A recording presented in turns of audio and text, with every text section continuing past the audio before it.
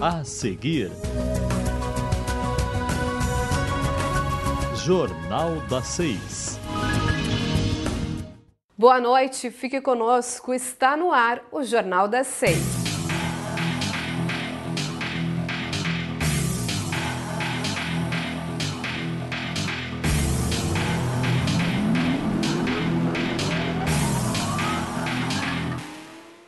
Campanha de vacinação contra a gripe começou na segunda-feira.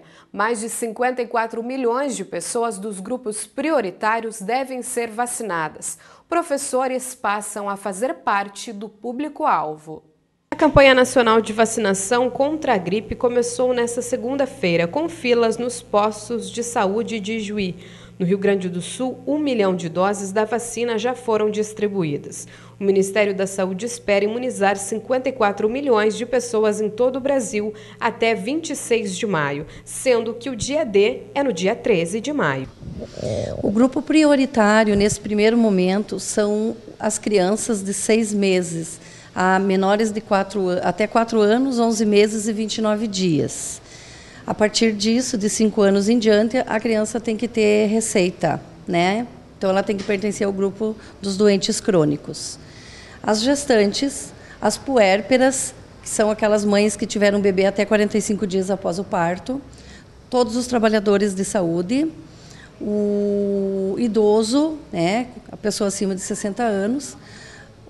Para esse ano, a gente tem o grupo dos jovens de 12 a 21 anos, que são privados de liberdade, e também os professores das escolas públicas e privadas. A coordenadora de imunizações enfatiza quais são os pacientes crônicos. Os doentes crônicos são aqueles que se encaixam no grupo de doenças respiratórias, doenças cardíacas, doenças neurológicas, diabéticos, os obesos, transplantados, os pacientes portadores de trissomias e os doentes hepáticos. A imunização tem duração de 1 ano, motivo pelo qual a campanha é realizada anualmente. A vacina pode ser aplicada mesmo com outros medicamentos e outras vacinas. É importante que todas as pessoas que fazem parte do grupo etário possam estar procurando as salas de vacina com o objetivo de serem imunizadas. Por quê? Porque a vacina é uma doença, a gripe é uma doença viral, né? Ela é transmitida através das gotículas de saliva. Então, as pessoas, ao cumprimentar as outras pessoas, ao falar, as pessoas acabam transmitindo essa doença, né? E a importância desses grupos é porque estudos foram feitos, né? Estudos foram realizados e comprovados que esse grupo é o grupo que tem maior predisposição a adquirir a doença. É uma doença considerada grave, né? Já tivemos no ano passado óbitos em função dessa doença. Hoje a gente ainda não tem nenhum caso registrado. E é uma doença que afeta a população principalmente no período do inverno, né? De acordo com a Secretaria Municipal de Saúde, a vacinação pode reduzir 32% a 45% o número de hospitalizações por pneumonia e de 39% a 75% a mortalidade global pela influenza. Em apenas 2 dias úteis, é possível constituir uma empresa no Rio Grande do Sul. É ao mesmo tempo também para fechar. Esse é o resultado da Junta Digital lançada no Piratini. Em apenas 2 dias úteis, é possível constituir uma empresa no Rio Grande do Sul. É ao mesmo tempo também para fechar. Esse é o resultado da Junta Digital, lançada nesta quarta-feira no Palácio Piratini. Você imagina, você está na sua casa, seu contador lhe ajudou, ele assessorou para constituir um contrato social e no final de semana você enviar esse contrato social pela internet para a junta comercial e para fazer consulta de registro e poder receber depois a autorização para a fundação da empresa por internet também. Isso é um passo importantíssimo, facilita a vida de todo mundo e nos torna um órgão muito mais simples e prático de lidar com ele. A Junta Digital traz outros benefícios à economia, além da rapidez. Grandes vantagens, economia de tempo, economia de papel, economia de espaço, economia ela é a mais diversa, né, de combustível para deslocamento, porque o nosso cliente não vai mais precisar ir a um escritório descentralizado da junta comercial nos municípios onde temos, ou na nossa sede aqui em Porto Alegre, fazendo totalmente online. Isso economiza uma porção de fatores, inclusive de tempo, que é o principal. Por ter obtido bons resultados na implantação da Rede Simples, o Estado foi escolhido pelo Sebrae Nacional e Junta Comercial de Minas Gerais, a primeira digital do país, para ser piloto no projeto da segunda Junta Digital. A lei da terceirização, como toda mudança, está dividindo opiniões. Para os trabalhadores, as novas regras são prejudiciais. Para os empresários, elas vêm desburocratizar e simplificar a relação entre empregador e empregado. Uma fábrica de calçados contrata uma empresa para prestar serviços de limpeza. É a chamada terceirização, que já é muito praticada. Mas nas ruas ainda é difícil encontrar alguém favorável. Eu acho horrível, porque na verdade acho que perde o trabalhador. Essa é a impressão que eu tenho, né? É um crime. Terceirização é um crime. Décadas de conquistas, suor. Simplificando é isso. Segundo o DIEESE, em 2015 existiam cerca de 12 milhões de terceirizados no país, 1 em cada 4 trabalhadores brasileiros. No mesmo ano, a USP concluiu que os terceirizados ganham em média 30% menos do que os contratados via CLT. Entre os principais pontos do texto aprovado no Congresso estão: o contrato é firmado entre a prestadora e o terceirizado. O funcionário pode acionar a empresa contratante e não só a empresa contratada para cobrar direitos trabalhistas. Ou seja, a contratante também tem responsabilidade. As empresas prestadoras de serviço precisam ter um capital mínimo, de acordo com o número de funcionários. Direitos trabalhistas como férias, 13º, hora extra, licença maternidade e FGTS não estão garantidos. E só as atividades meio podem ser terceirizadas. Segundo este advogado trabalhista, a lei aprovada apenas regulamenta o que já vinha sendo aplicado pelo Tribunal Superior do Trabalho. A terceirização das atividades fim segue proibida. Esse projeto ele se divide em trabalho temporário e trabalho terceirizado. Lá no trabalho temporário, ele trata especificamente no artigo 9º, parágrafo 3º, que sim, que é possível o trabalhador temporário estar inserido na atividade meio ou na atividade fim da empresa. Porém, na parte que trata do trabalho terceirizado, ele simplesmente silencia. Ele não fala absolutamente nada, de modo que eu não posso concluir que o legislador, que era o objetivo do legislador, a terceirização é restrita. Ele não disse nada a respeito disso. Para ele, o texto da lei não avança na garantia dos direitos do trabalhador. Nessa parte da lei que trata do trabalho temporário, a lei diz expressamente que ao trabalhador temporário serão estendidos os mesmos direitos do trabalhador direto. Porém, na parte que trata do trabalho terceirizado, ele não usa essa expressão serão estendidos os mesmos direitos, ele usa poderão ser estendidos os mesmos direitos. E aí, obviamente, que abre margem para sua não extensão. A nova lei mudou a regra para os serviços temporários, como a contratação de vendedores para trabalhar em épocas como Natal. Em vez de 3 meses, esse tipo de contrato poderá valer por meio ano. A maioria das pessoas se sente incomodada com o seu peso em algum momento da vida. Mas se a relação com a comida e com a aparência sair do controle, pode sinalizar um problema maior, um transtorno alimentar. Entenda o que é essa doença na reportagem.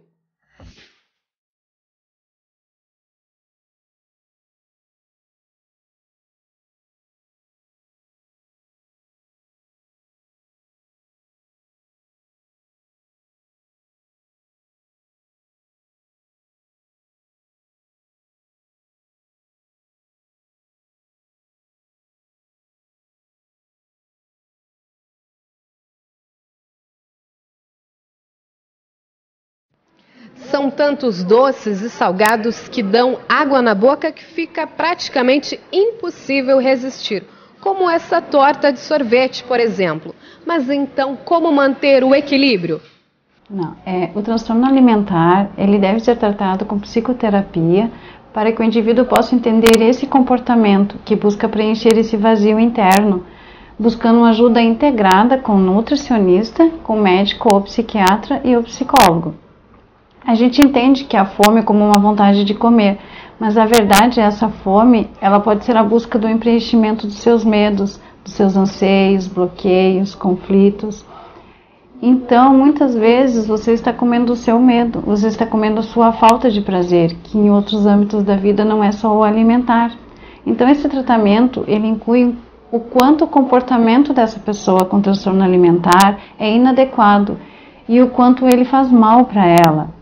Deve acontecer a estabilização nutricional para os padrões saudáveis do peso com uma nutricionista.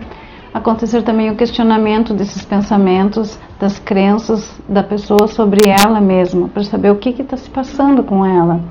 E auxiliar ela na resolução dos seus problemas, dos seus conflitos, para que não se torne um comportamento de alívio e ansiedade das preocupações dela projetados na comida. Maus hábitos alimentares são considerados doentios quando interferem na saúde física e mental dos indivíduos, prejudicando de alguma forma até mesmo as relações pessoais e profissionais. Dá para observar a questão do comportamento, né? Muitas pessoas começam a entrar num processo depressivo, isolamento, choro, são os sinais da depressão, né? E tu pode observar pela questão também da alimentação, né? Totalmente uma alimentação alterada, comendo em excesso, aquilo que não era o normal que ela comia, isso já é um fator que chama atenção, né? Você costuma comer muito e sentir-se culpado? Comer é um ato de prazer para muitas pessoas. Quando nossa ingestão de alimentos passa dos limites, até os mais saudáveis fazem mal. O transtorno alimentar é uma patologia associada a algum problema psiquiátrico, né? Que ele influencia na questão da alimentação. Hoje em dia, como enfrenta assim, uma questão, muita cobrança, muito estresse, a gente vê que alguns pacientes que estão associados a essa, a maioria são mulheres e jovens, né? Geralmente, hoje em dia, as pessoas cuidam por uma questão da estética, né? A moda, a sociedade cobra muito isso. Então, essa questão do cuidado do aumento do peso, as pessoas acabam tendo distúrbios na questão alimentar, né? Então, elas acabam entrando em processos depressivos, elas começam a ficar preocupadas com o que os outros vão pensar. Geralmente, começa assim, né? Nós temos uma maior incidência em meninas, jovens, em homens é menos comum isso.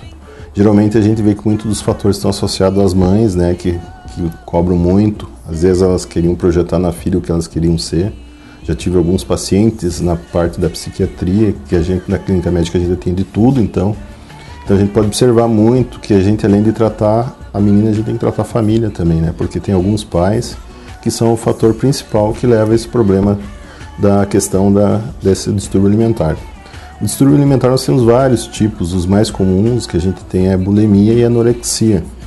Um é a questão do excesso de alimentos e o outro tu come e tu força a pessoa a retirar esse alimento através do vômito, né? Ela vai, come e depois vai lá e vomita. Os transtornos alimentares acontecem quando, preocupados com a comida ou com o peso, algumas pessoas deixam de comer, comem demais ou simplesmente descartam o alimento ingerido. Os principais tipos de distúrbios são a anorexia nervosa, bulimia nervosa e a compulsão alimentar, desencadeada por uma série de fatores associados a outras doenças, como a depressão ou a ansiedade. A gente tem vários tipos, né? Mas a gente pode começar com um tratamento psiquiátrico, né? Começando com remédios ansiolíticos, uma questão de uma dieta alimentar também. Também a gente precisa de exames para ver como é que está esse paciente na questão também da anemia, né? Porque essas patologias levam a alguns distúrbios orgânicos no corpo, né? Neuroendócrinos, que são partes porque, na verdade, a gente tem um distúrbio que leva à diminuição da produção de serotonina, que é um hormônio do prazer, que ele influencia também na questão da alimentação. Então, algumas pessoas que têm esses distúrbios, a gente tem a parte tanto psicológica, né, e a parte da disfunção orgânica. Além dessas partes psicológicas, como eu mencionei, da questão da bulimia, anorexia e outros fatores, a gente tem a questão orgânica, que leva também pode estar influenciada pela questão psicológica ou por algum problema anatômico, ou alguma alteração do corpo que está levando a essa disfunção. As pessoas utilizam laxantes e diuréticos, o que também pode caracterizar o distúrbio. Sim, normalmente as pessoas com transtornos alimentares, eles têm muito uso do laxante diurético. Nesse tipo de comportamento são comportamentos purgativos, que a gente chama. Eles não impedem a absorção de calorias e apenas favorecem a perda de líquidos, o que faz com que a pessoa tome sem ter nenhum efeito significativo. Mas o grande mantenedor do uso desses laxantes e diuréticos é que, ao cessar o uso deles, ocorre um grande peso por causa da retenção de líquido. E a pessoa com transtorno alimentar, ela pensa que ela engordou. E as mulheres também, no período menstrual, por causa dos hormônios, elas possuem um aumento natural do peso corporal. E muitas vezes isso não é levado em consideração para a pessoa com transtorno alimentar. Exagerado de algum alimento é definido como compulsão, problema que atinge até 4% da população geral e 6% dos obesos, podendo alcançar metade dos indivíduos mórbidos, segundo dados da Associação Americana de Psiquiatria. Hipervalorização do seu peso e da forma corporal, associados com a autoestima, que são utilizados por ela como indicadores de sucesso, competência, superioridade e valor pessoal. Assim, a sua capacidade de controlar a alimentação, ela apresenta então uma baixa estima, que fazem com que nunca estejam contentes com a sua realidade, e elas buscam sempre melhorar a sua realidade através da sua restrição alimentar ou comportamentos purgativos para o controle desse peso, ou comem em excesso para amenizar a sua ansiedade. Elas também ficam se olhando excessivamente na frente do espelho, procurando imperfeições, gorduras, e também se pesam constantemente. As pessoas com transtornos alimentares, elas apresentam uma tendência, um pensamento, uma distorção cognitiva chamada tudo ou nada, onde um pequeno deslize faz com que coloque tudo a perder. Por exemplo, eu comi essa bolacha, não deveria ter comido, então agora eu vou comer tudo que eu quiser e aí amanhã eu volto a controlar a minha alimentação. O clínico geral Lucas Freitas enfatiza que a alimentação saudável e a prática de exercícios físicos podem evitar problemas futuros. Na verdade, é a coisa simples, que todo mundo sabe e ninguém faz, né? Cuidar da alimentação, fazer atividade física, mas esse problema ele pode levar tanto pela perda, tipo no caso da bulimia, que ela vomita, né, ela pode levar a um processo de anemia. Mesmo que a pessoa come, ela vomitando, ela vai ter a questão da absorção no intestino dos nutrientes que a gente precisa para nutrir o corpo, né? Então ela come e vomita, e ela perde esses nutrientes e acaba podendo levar a um processo de anemia. No caso da outra patologia que tu come em excesso, por causa do estresse, da ansiedade, desse cotidiano que a gente tem, dessa correria, da cobrança, a pessoa acaba comendo, ela começa a alterar o peso, começa a alterar toda a função orgânica do corpo, então ela pode levar a um diabetes, ou pode levar a uma anemia profunda, pode levar a alguns casos de hipertensão arterial, né, da pressão alta, e outras patologias também mais complexas. Pacientes com algum tipo de transtorno alimentar precisam de acompanhamento nutricional e médico. Porque antigamente a gente tinha o conceito de ser... Os avós falavam, nossa, como tá gorda, tá bonita, né? Hoje em dia mudou, né? Como tá magra, tá bonita. Mas só que a pessoa magra, que nem nós estávamos conversando, né? Esses distúrbios que a pessoa tem orgânico, ela tem uma grande alteração na questão da anemia. Então ela leva um processo anêmico, ela pode estar desproteinizada, né? Que ela tem uma perda da massa muscular, que pode estar influenciando também na questão da musculatura torácica, que daí então tem alterações cardíacas, pulmonares, então tem vários fatores, né? O segredo para uma vida saudável é o equilíbrio. Você não precisa fugir dessas delícias, mas comer de forma equilibrada e manter o corpo e a mente em harmonia. O corpo e a mente, eles trabalham junto, mas se um está doente, o outro também fica doente. Então a gente precisa trabalhar no meio termo. O corpo ele é um meio termo, a pressão não é nem tão alta nem tão baixa, a temperatura não é tão alta nem tão baixa. Então o corpo ele trabalha num equilíbrio. Então essa questão das pessoas que têm bulimia, anorexia nervosa, que chamam, né? Então esses problemas levam a essa alteração, então fazem com que o corpo perca esse desequilíbrio. Então a gente tem que ver o que está acontecendo. Se a gente vai ter que tratar a mente, se vai ter que tratar o corpo. Porque tratando um, a gente consegue tratar o outro. Isso daí um está sempre associado ao outro.